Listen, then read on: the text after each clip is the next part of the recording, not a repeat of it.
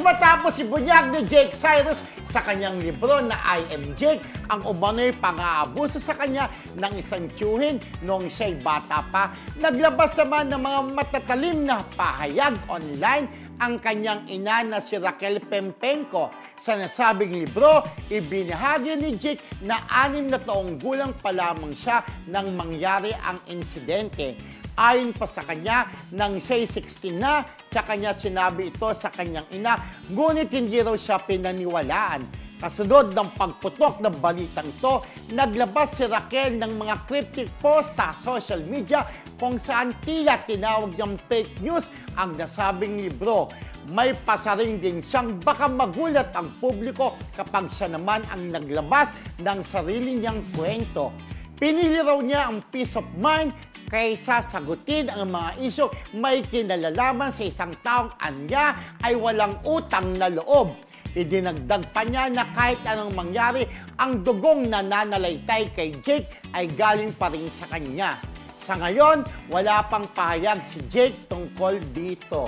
Ayan. Actually, so, itong I Am Jake, parang ganon. Itong I Am Jake, actually, bago ito lumabas ng sinasabi niyang tungkol sa chewing niya na di umani ng molestya sa kanya.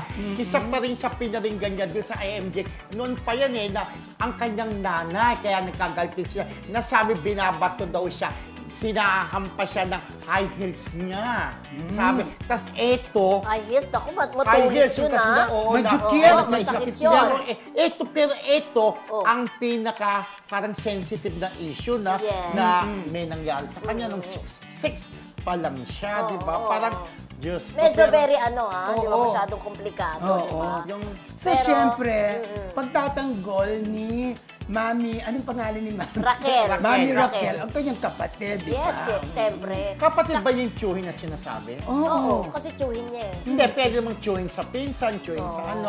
Pero baka nga kapatid. Kapatid kasi umalma siya eh. Umalma kasi siya. Kapatid Umalma niya. siya. Pero ang sabi nga ni Charis daw, yung tiyuhin niya yata ay kasama nila dati sa bahay ng lola niya. Parang ganon.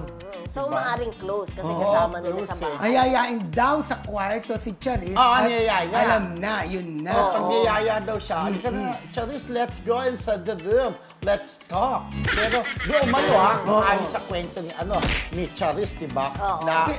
Pero yung 6 years old ba, kayo ba meron na rin kayo natatandaan nung ganyang edad tayo?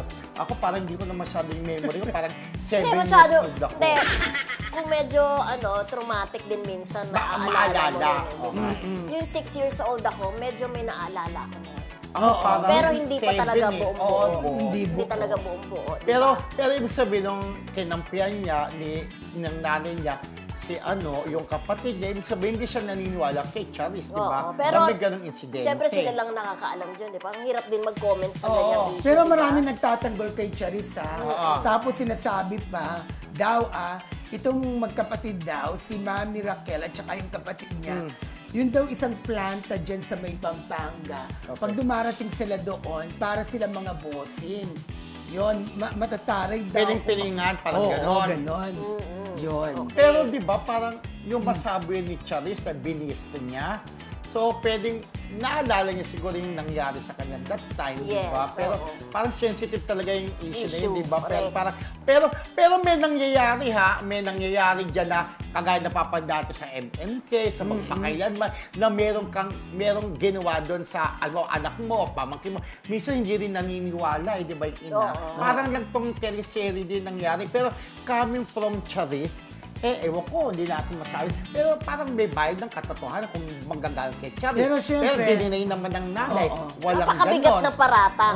Yung ganon. Kung hindi totoo, napakabigat na paratang talaga, di ba? Kasi parang parang talaga ang hirap na at the age of 6, di ba?